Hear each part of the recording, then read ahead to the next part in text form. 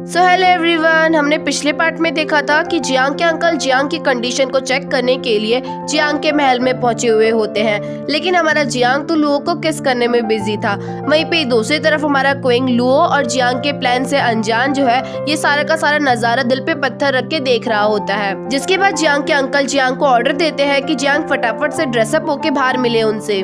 और यहाँ पर जियांग के अंकल का सिर्फ और सिर्फ एक ही मकसद था जियांग से मिलने का, ताकि वो जियांग पे हमला करके जियांग की चोट का पता लगा सके। और होता भी कुछ ऐसा ही है। जियांग के अंकल जो है जियांग पे हमला बोल देते हैं, ये कहते हुए कि वो चेक करना चाहते हैं कि जियांग की स्ट्रेंथ कैसी है। लेकिन हमारी लुओ भी काफी ज्यादा समझदार थी, उसे पता था कि अंकल कुछ न कुछ तो गड़बड़ी करेंगे ही करेंगे। जिस वजह से लुओ जो है ऑलरेडी जियांग को पेन किलर खिला के भेजती है, जिस वजह से जियांग के अंकल के मारे हुए वार जो है जियांग को बिल्कुल भी चोट नहीं पहुँचाते हैं और न ही जियांग को कुछ भी दर्द महसूस होता है।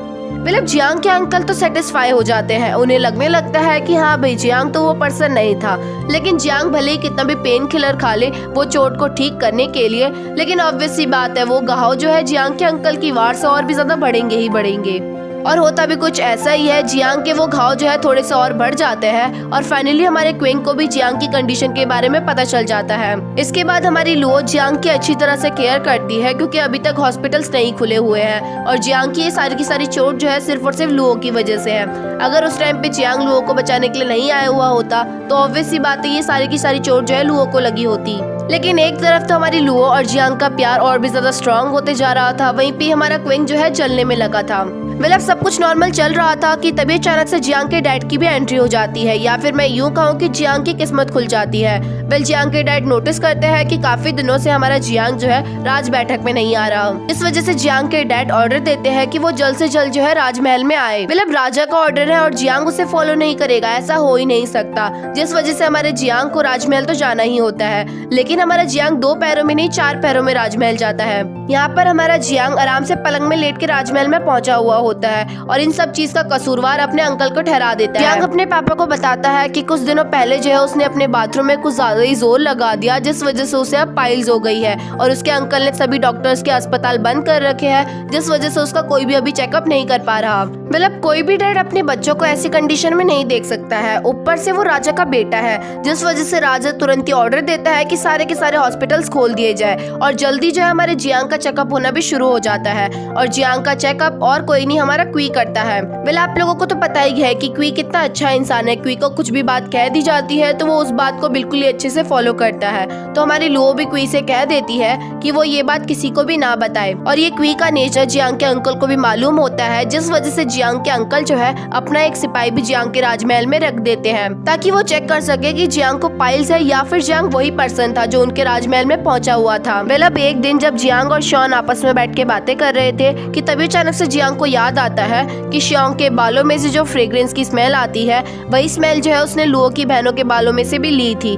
वेल बचपन में जब हमारा जियांग लुओ को बचाने के लिए गया था तो लुओ की बहन वहाँ से भाग जाती है, जहाँ पर हमारा जियांग जो है सिर्फ और सिर्फ एक ही चीज नोटिस करता है कि लुओ की बहनों के बालों में से भी स्मेल आ रही है। यही मेन रीजन है कि क्यों जियांग को जो है शॉन के बालों की फ्रेग्रेंस बिल्कुल ही सिमिलर लगती है। लेकिन अभी हमारा जियांग इन सब चीजों को छुपाना चाहता था, जिस वजह से जियांग शॉन से कुछ नहीं पूछता। मतलब आगे ड्रामे में क्या हुआ होगा आप लोग खुद ही इसे गैस कर सकते हो। जियांग की तबीयत खराब थी और फेंगी उससे ना मिलने जाए, ऐसा हो ही नहीं सकता। तो फेंगी जो है राजमहल में पहुंच जाती है। वहीं पे दूसरी तरफ हमारी नांग भी पहुंच जाती है जियांग की कंडीशन को चेक करने के लिए, और साथ साथ हमारी नांग जो है जियांग के लिए कुछ स्पेशल स्वीट्स भी बना के लेके गई हुई होती है। और एज यू ऑल नो हमारी फेंगी जो है नांग से जलती है, क्योंकि नांग के ग्रैंडफादर भी चाहते हैं कि नांग की शादी जियांग से हो, लेकिन हमारी फेंगी चाहती है कि उसकी शादी जियांग से हो। जिस वजह से जब हमारी नांग जो है जियांग को अपनी बनाई हुई मिठाई देती है तो फेंगी उन मिठाई को पहले खा जाती है।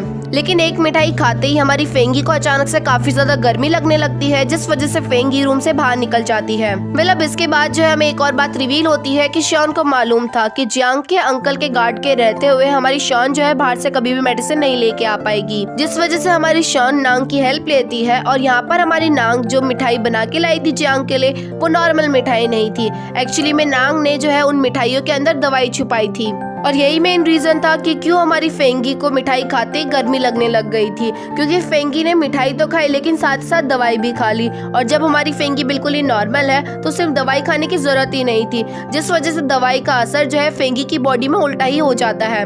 अब क्वी के इतनी अच्छी तरह से ट्रीटमेंट करने की वजह से और साथ साथ जियांग के रेगुलर बेसिस पे मेडिसिन खाने की वजह से जियांग कुछ ही दिनों में ठीक हो जाता है।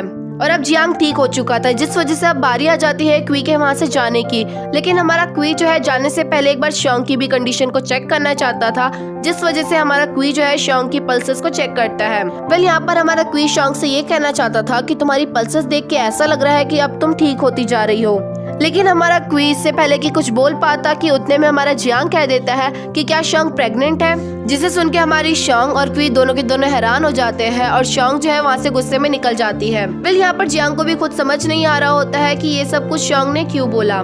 जिसके बाद जब हमारा जियांग सब कुछ अच्छे से एनालाइज करता है तो उसे समझ आ जाता है कि शॉन्ग जो है हमेशा से सिर्फ और सिर्फ उसका पेंडेंट लेना चाहती थी। शॉन्ग को रंगे हाथों पकड़ने के लिए हमारा जियांग अपने असिस्टेंट के साथ मिलकर एक प्लान बनाता है, जिस प्लान में हमारा असिस्टेंट जियांग के पास जाता है और कहता है कि लोगों की तबीयत काफी ज्यादा खराब हो चुकी है और ऐसी ही कंडीशन रही तो लोगों की डेथ भी हो सकती है। यहाँ पर ये सब कुछ जो है वो जानबूझ के उस टाइम पे कहते हैं जिस टाइम पे हमारी शॉन्ग उनके रूम से गुजर रही होती है और जिस वजह से जो है शॉन्ग सब कुछ सुन लेती है।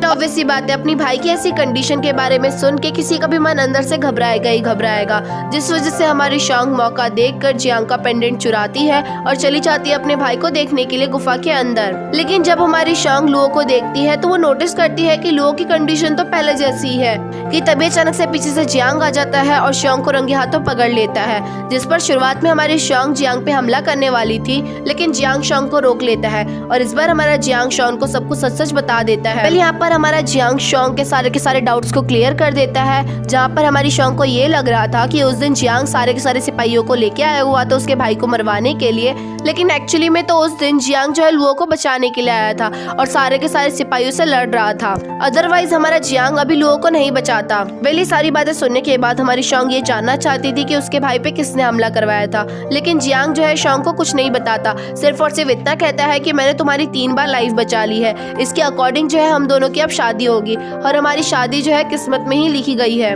अब आगे होना क्या था, हमारी शॉन्ग जो है इतने टाइम से जियांग को इसलिए लाइक नहीं कर पा रही थी क्योंकि शॉन्ग को लग रहा था कि जियांग ने ही उसके भाई को मरवाने की कोशिश करी, लेकिन अब तो शॉन्ग को क्लियर हो चुका है कि जियांग ने तो उसके भाई की जान बचाई है। वहीं पे दूसरी तरफ जियांग और उसके असिस्टेंट आपस में बात कर रहे होते हैं, जहाँ पर जियांग अपने असिस्टेंट से कह रहा होता है कि शॉन्ग को सारी सच्चाई नहीं पता चलनी चाहिए, अदरवाइज जो है वो हमसे भी हेट करने लगेगी। अब नेक्स्ट डे शॉन्ग, क्विंग और जियांग मार्केट में घूम रहे होते हैं कि तभी अचानक से उन्हें कहीं से चिल्लाने की आवाज आती है, जिसके बाद वो लोग उस लोकेशन में पहुंच जाते हैं। वहाँ पर जाकर उन लोगों को पता चलता है कि वहाँ पर बहुत सारे सिपाही आए हुए हैं वहाँ के लोगों को वहाँ से भगाने के लिए, क्योंकि उस एरिया में कंस्ट्रक्शन का काम शुरू होने वाला है और वहाँ पर अभी ऑलरेडी कुछ लोग रहते हैं। लेकिन ऑब्वियस सी बात है, वहाँ पर रहने वाले लोगों के पास ना ही उतने पैसे हैं कि वो कहीं और घर खरीदे और ना ही कोई जमीन है, जिस वजह से वहाँ पर आए हुए सिपाही उन लोगों से कह रहे होते हैं कि वहाँ की जमीन खाली करने के बदले में वो सारे के सारे सिपाही जो है पर फैमिली को 5 लियांग देंगे। लेकिन ऑब्वियस सी बात है, अगर किसी की फैमिली बड़ी होगी तो उनके लिए 5 लियांग तो कम पड़ जाएगा, इसीलिए उन लोगों की मांग ये होती है कि वो पर पर्सन को 5 लियांग दे। लेकिन हमारे सिपाही मानने वालों में से थोड़ा ना थे। लेकिन आप लोगों को तो पता ही है कि जियांग हमेशा अच्छा काम करता है और वही भी हमारे क्विंग के टैलेंट के बारे में तो आप लोग जानते ही हो, जिस वजह से शुरुआत में जियांग जो है सारे के सारे सिपाहियों को आराम से समझाने की कोशिश करता है, जहाँ पर हमारे सारे के सारे सिपाही इस बात से अनजान थे कि जियांग जो है राजा का बेटा है। इस वजह से सारे के सारे सिपाही जो है अपने ही चौड़ में होते हैं और जब हमारा जियांग उनका एटीट्यूड इतना ज्यादा नहीं झेल पाता है, जिसके बाद हमारा जियांग सिर्फ और सिर्फ क्विंग को इशारा करता है और इसके बाद तो हमारे क्विंग के हाथों में जो खुजली मच रही थी वो सारी की सारी खुजली जो है क्विंग उनके ऊपर निकाल देता है।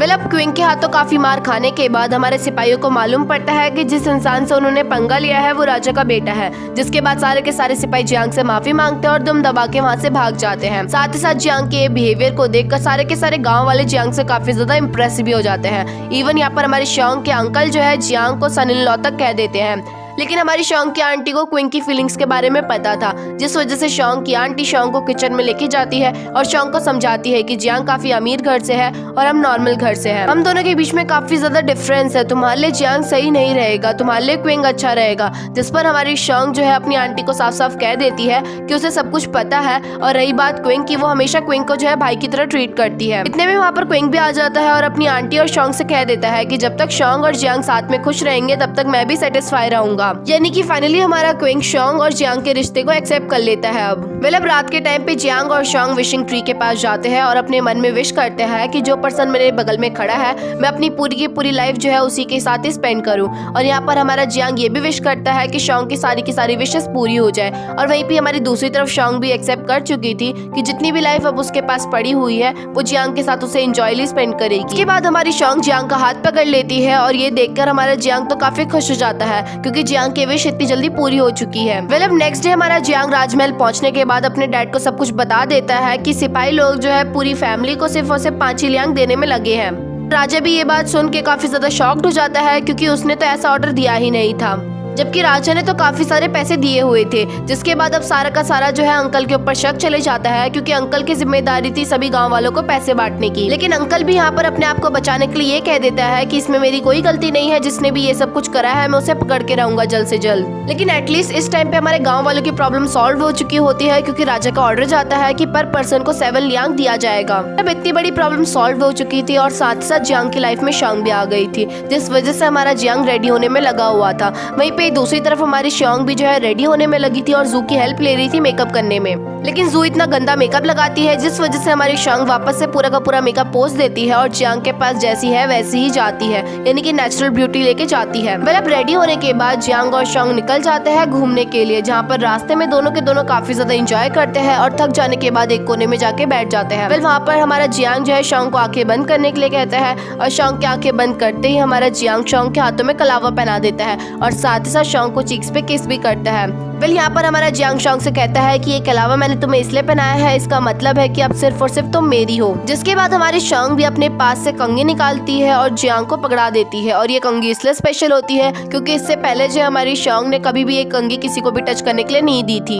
इवन हमारी शोंग ने वो कंघी क्विंग को तक टच करने के लिए नहीं दी थी।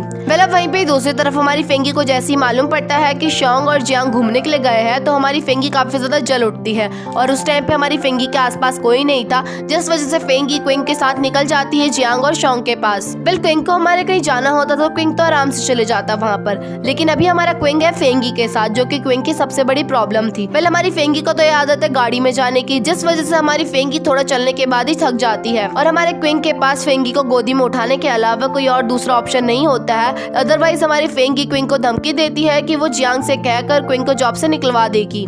अभी तो हमारी फेंगी ने सिर्फ और सिर्फ क्विंग को गोदी में उठाने के लिए कहा था। कुछ ही देर बाद हमारी फेंगी को भूख लगने लगती है, जिस पर हमारा क्विंग जो है तुरंत ही जंगल से एक खरगोश को लेके आ जाता है। लेकिन हमारी फेंगी को बिल्कुल भी अंदाजा नहीं होता है कि क्विंग उस खरगोश को पकाने वाला है। लेकिन जैसे ही हमारी फेंगी नोटिस करती है कि क्विंग आग जला रहा है, जिस पर हमारी फेंगी तुरंत ही क्विंग को रोक देती है क्योंकि फेंगी को खरगोश से काफी ज्यादा प्यार था। वहीं पर ये दूसरी तरफ हमारे जियांग के मॉम डैड जियांग के लिए लड़की ढूंढ रहे होते हैं और ये लोग सोच रहे होते हैं कि जियांग के लिए कौन सी लड़की बेस्ट रहेगी। जियांग के लिए ग्रैंड डॉटर की बेटी नांग सही रहेगी या फिर अंकल की बेटी फेंगी सही रहेगी, जिस पर लास्ट में दोनों के दोनों ये कंक्लूजन निकालते हैं कि जियांग की शादी नांग और फेंगी दोनों से करवाई जाएगी। और वैसे भी राजा की तो 3-4 पत्नियां तो होती ही होती है, लेकिन राजा रानी जिस लड़की से जियांग की शादी करवा रहे हैं जियांग को तो वो दोनों की दोनों ही पसंद नहीं है, जियांग को तो शोंग पसंद है। देखना ये है कि जियांग के पेरेंट्स किस तरह से जियांग और शोंग के रिश्ते को एक्सेप्ट करने वाले हैं। वापस से सीन जियांग और शोंग की तरफ शिफ्ट होता है, जहाँ पर कुछ ही देर में फेंगी और क्विंग भी पहुंच जाते हैं। लेकिन फेंगी का इतनी दूर आना और मेहनत करना बिल्कुल भी रंग नहीं लाता है क्योंकि जियांग और शोंग अब राजमहल के लिए निकल रहे होते हैं।